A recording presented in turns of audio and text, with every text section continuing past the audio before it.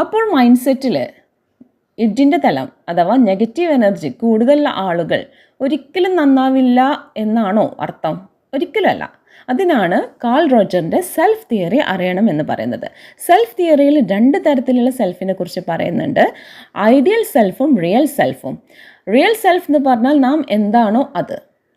ഇനി ideal സെൽഫാണ് change maker. അതായത് നാം നമ്മളിൽ വരുത്താൻ ആഗ്രഹിക്കുന്ന ഒരുപാട് മാറ്റങ്ങളുണ്ടാവും. ആ മാറ്റങ്ങളിൽ നമ്മെ ഏറെ സഹായിക്കുന്നത് ഐഡിയൽ സെൽഫാണ്.